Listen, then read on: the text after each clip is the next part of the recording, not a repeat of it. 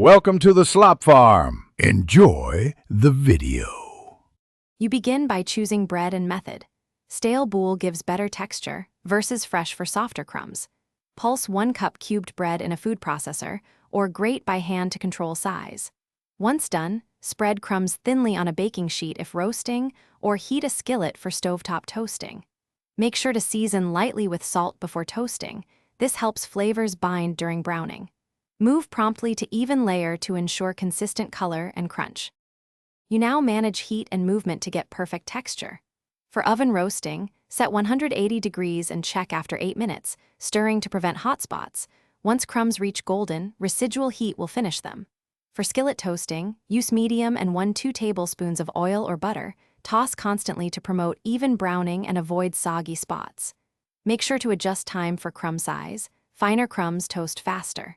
Once crisp and fragrant, remove immediately to cool. You finish by cooling and storing for longevity.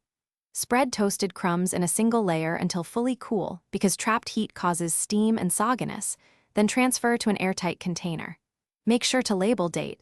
At room temperature, they last up to 2 weeks or longer in the fridge.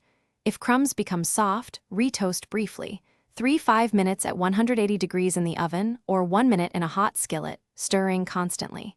If they burn, discard and restart with lower heat and thinner layer. Thanks for watching. Consider subscribing if we helped you today.